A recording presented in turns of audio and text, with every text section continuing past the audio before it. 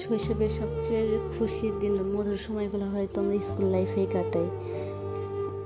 মানে একটা সময় ভাবতাম যে এই স্কুল থেকে কবে বের হব, স্কুল লাইফ আর ভালো লাগে না, কলেজে যাব। বাট এখন মনে হয় স্কুল লাইফে আমাদের মানে স্মৃতির একটা যে কেমন শৈশবের দিনগুলো। যাই হোক, আসসালামু আলাইকুম, ওয়েলকাম টু মাই চ্যানেল। কেমন আছেন সবাই? আশা করি ভালো আছেন। আজকে আমি যাচ্ছি আমাদের স্কুলের প্রোগ্রামে, মানে যে স্কুলে আমি 7টা বছর পড়ছি। স্কুলের একটা মায়া। স্কুল লাইফ মানে কেমন ভাবলে জানি কেমন লাগে, যে কেন বড় হইলাম, কেন এত কিছু, মানে দিন দিনে বড় হইলাম, দুনিয়ার প্যাচ কোচ সব বুঝলাম। মনে হয় যে ছোটোবেলায় ভালো ছিল, স্কুলে যাইতাম, টিফিন দিত, ক্লাস করতাম, টিফিনে ফ্রেন্ডরা সবাই মিলে বসে আড্ডা দিতাম। কী সুন্দর সময় ছিল। এই হচ্ছে স্কুলের প্রোগ্রামটা, হচ্ছে স্কুলের সাইডে, মানে আমাদের স্কুলের প্রোগ্রাম করার জন্য একটু ভালো জায়গা, মানে অত বড় এরিয়া তো নাই, তার জন্য একটু সাইডে করতেছে।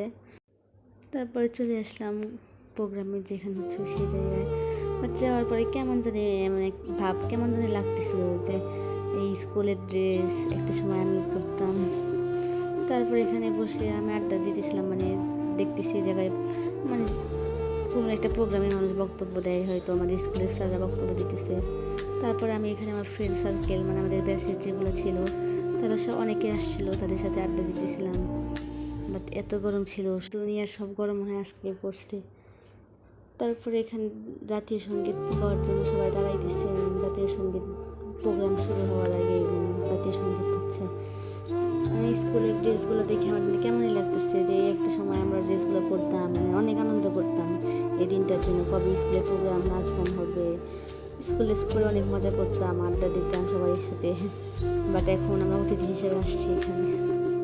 কি এমন আছে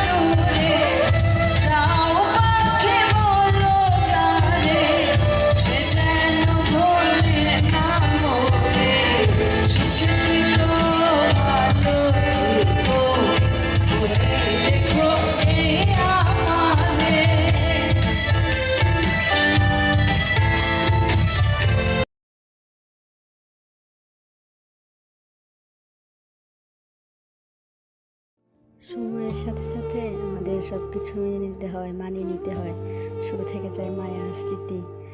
আজকের ভিডিওটা এই পর্যন্তই। ভালো থাকবেন, আল্লাহ হাফেজ।